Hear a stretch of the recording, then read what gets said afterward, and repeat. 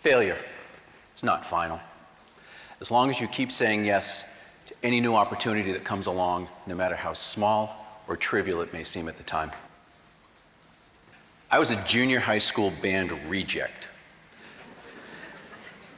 But by saying yes to a series of small opportunities, I performed on a world stage and probably helped save the world from nuclear proliferation just 4 years later. In my hometown, the junior high school band had, junior high school had two bands. Wind ensemble, concert band. All the better musicians were put up into the wind ensemble. The rest, concert band. I thought I was a pretty good saxophone player, so there was only one option for me, wind ensemble. Right up until the junior high band director came down to my elementary school and said, two of your friends are going to wind ensemble. You're going to concert band. I protested, but he said, sorry, there's just no room for you. He gave out the rest of the assignments and then spoke to the whole class and said, decisions are final. But if anyone was willing to try the oboe or bassoon, it would be automatic acceptance to wind ensemble. I went right up to him and I said, I'll try bassoon. He said, great. But you're going to have to take lessons this summer and practice really hard in order to be ready for the school year. Are you really willing to make that commitment?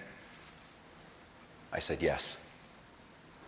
I couldn't wait for my parents to come home that night. Mom, Dad, good news! I made the wind ensemble. All you have to do is sign this form and pay for me to take bassoon lessons this summer. To their credit, they didn't even flinch, or if they did, I didn't notice. I had achieved my goal. So I took the lessons that summer and I practiced really hard, and by the time the school year started, I had achieved a rudimentary level. And the rest of the year, the band director would help me as much as he could, but by spring, he had taught me everything he knew. He came to me one day and said, if you're serious about improving, you really need private lessons. Are you willing to do that? I said, yes. So with my parents' blessing, he arranged an audition for me at our regional music conservatory. I got in. So every Tuesday of 8th grade, my grandmother would drive me to my private lessons, and I progressed pretty quickly. I actually auditioned and got into several regional and all-state bands and orchestras. I didn't know it could get any better than that. And then I got the phone call. A man with an accent I still can't place called me one day that summer. He said he was the manager of the Greater Boston Youth Symphony Orchestras. He got my name from the conservatory. He said the orchestras needed bassoonists. Was wondering if I'd be willing to audition. I'd never heard of this orchestra. I said yes. About a week after my audition, I got a letter in the mail. Mom, Dad, good news! I got into an orchestra. So freshman year of high school was a steep learning curve. But being surrounded by some of the state's best junior musicians was exhilarating. By the end of the year, we had performed in Boston's best concert halls. That's when orchestra management came to me with a request. They said the senior orchestra group was going to go on a tour of Europe the following summer.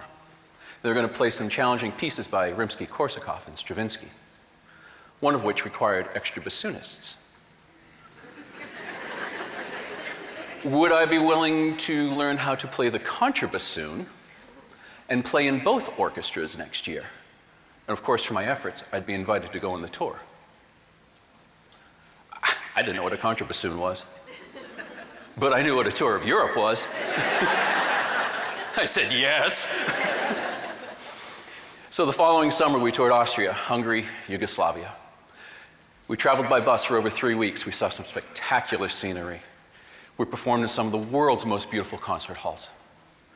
We were invited to participate in the Dubrovnik Summer Festival, a world-renowned cultural event in, back then, Yugoslavia.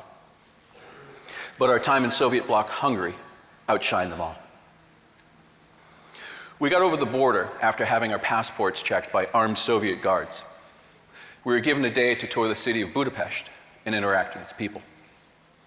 And that night's concert was broadcast live on Hungarian national television. And we performed live for an audience of 2,000, 800 of whom were physicians who had gathered from 60 different countries around the world. They were part of an organization called International Physicians for the Prevention of Nuclear War. We obviously knew it was a big deal. but we had no idea what we had been a part of until later that year. Those physicians were credited with convincing Soviet leadership to reduce their nuclear arms supply. And they were credited with educating the entire world until the total devastation that a single nuclear strike would cause. Those physicians were awarded that year's Nobel Peace Prize. And we had been there. Now, history may not remember us, and you probably won't find my name in any of the history books, but I like to think at least one of those physicians was inspired by those American kids playing music written by Russian composers. Perhaps one was particularly inspired by, I don't know, skinny kid playing the highly coveted third bassoon, second contrabassoon part. So, did I have a part in preventing nuclear war?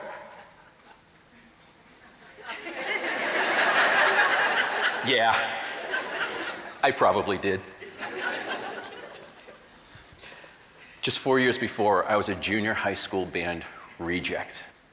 But by saying yes to a series of small opportunities, I performed on a world stage and probably helped save the world.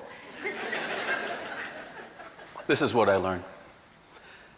If you just keep saying yes, you stop coming up with excuses to say no. Because if you want something badly enough and you refuse to quit trying, no failure is final. Keep taking small steps forward. Maybe you'll have your own good news to share.